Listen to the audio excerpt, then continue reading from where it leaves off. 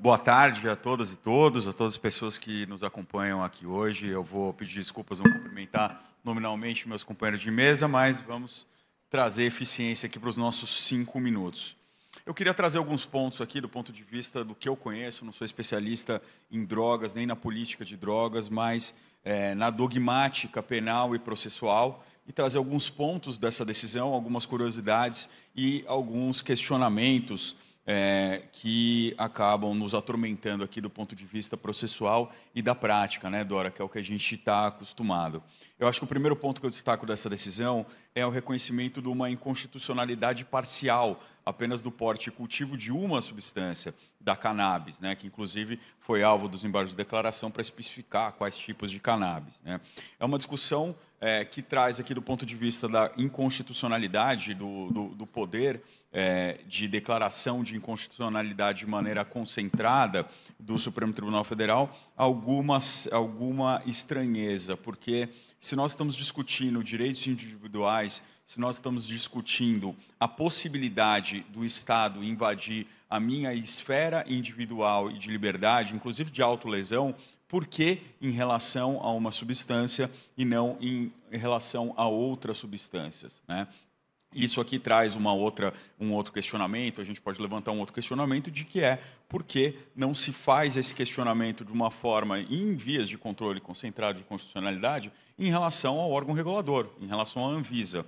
A Anvisa deveria ser pressionada a justificar por que mantém a cannabis na lista E das plantas proscritas e por que não passa essa substância para outras listas, que aí sim a gente estaria dando um tratamento individualizado a determinada substância.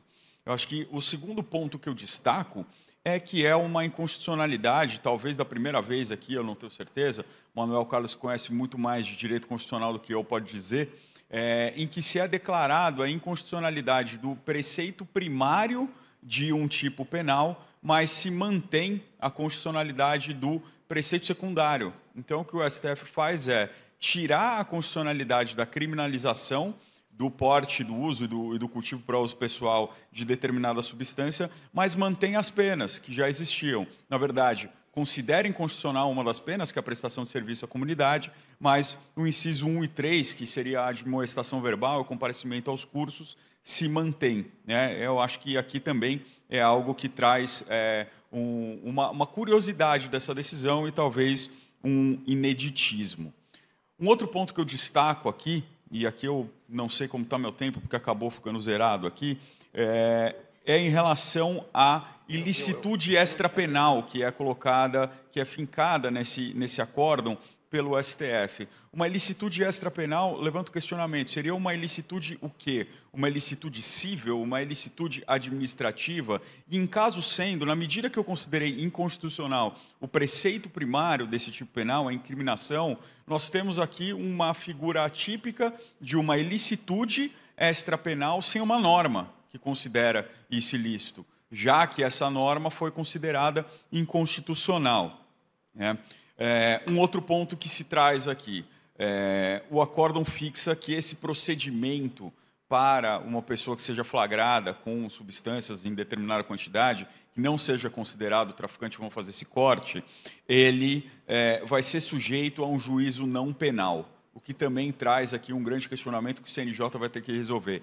Qual seria esse juízo? Porque hoje em dia isso é processado no juizado especial criminal. E nós temos, para além do juizado especial criminal, a justiça civil, a justiça trabalhista, a justiça especial civil. Então isso seria relegado aos juizados especiais cíveis, o quanto os juizados especiais cíveis estariam prontos para aplicar essas sanções. Uma sanção ainda bastante atípica, uma sanção de advertência, né? Então o juízo cível chamaria uma pessoa e advertiria ela sobre os problemas, os perigos do uso da droga.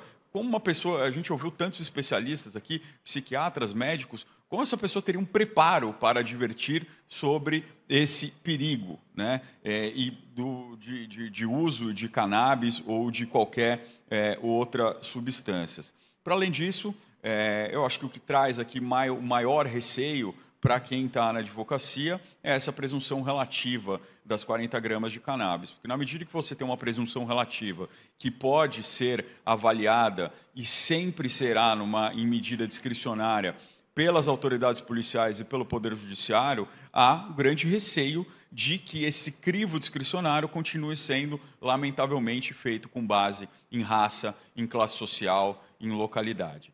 Então, aqui por fim, e já encerrando, eu acho que é uma decisão extremamente importante, mas que traz alguns questionamentos, principalmente nesse momento de transição. Eu fico pensando no usuário. Um usuário hoje, se ele for flagrado com determinada quantidade de substância entorpecente, ele vai ser levado a uma delegacia, vai assinar um termo de comparecimento a um juízo, vai ser levado a um fórum e vai, provavelmente, receber uma transação penal, que é uma medida despenalizadora também, que não gera reincidência. A partir da decisão do Supremo, uma vez que ela seja implementada, essa pessoa vai ser flagrada por uma autoridade policial, ou talvez administrativa, por uma guarda civil, né, Cris? Que o STF agora abriu essa possibilidade, ou martelou essa possibilidade, vai ser levado até uma autoridade, vai assinar um termo de comparecimento e vai comparecer a um juizado especial criminal para receber uma medida despenalizadora. Para aquele usuário que não tem qualquer conhecimento sobre a natureza jurídica, o procedimento que ele será submetido é muito parecido ao que tem aqui hoje. Ele provavelmente não teria percepção dessa mudança. E, por fim, eu vou deixar algumas perguntas aqui que são bastante difíceis no cotidiano forense com a implementação desse acórdão. O que acontece se uma pessoa é flagrada com uma pequena quantidade de cannabis, mas também com uma pequena quantidade de cocaína ou de LSD? Porque é inconstitucional a criminalização, ele vai ter que receber uma medida não penal em relação ao cannabis, mas em relação à cocaína não. Como que se processa isso? A gente se bifurca, a gente vai ter dois casos distintos, né? A outra pergunta que eu já trouxe aqui é: o que seria esse juízo extrapenal? Como que a gente pode ter um juízo extrapenal que não sejam os juízos que a gente tem? A gente vai criar um juízo ad hoc, um tribunal quase administrativo, como existe na França para esse tipo de caso, né?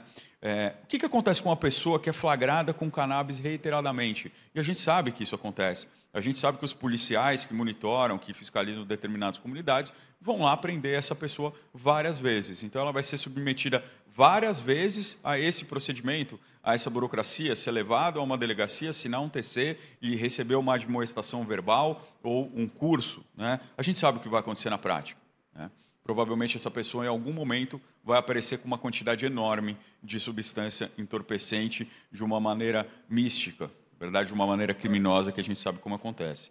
E eu acho que, por fim, o que traz também aqui grandes questionamentos é essa questão da gente ter uma norma administrativa sancionadora, um ilícito extrapenal, como se chamou, sem a gente ter uma norma de fato descrevendo isso. Do ponto de vista do princípio da legalidade, isso é algo que causa bastante estranheza e bastante preocupação. Isso pode escalar para outro lugar e pode escalar, inclusive, para que o Poder Legislativo, e a gente sabe qual é o Poder Legislativo que a gente tem hoje, possa fazer legislações muito mais duras, muito mais reacionárias. Por fim, um último ponto. Nós avançamos, mas eu acredito que nós avançamos poucos. Porque quando nós avançamos no campo progressista, nós temos uma reação muito maior do campo punitivista, do campo moralista, do campo autoritário. Então, nós não podemos parar de lutar, nós precisamos continuar pressionando, principalmente as nossas agências reguladoras, para que a gente realmente consiga dar um passo à frente e não ficar no mesmo lugar. Era essa a intervenção que eu queria falar hoje. Obrigado pela oportunidade e devolvo a palavra aqui às nossas presidentes da mesa.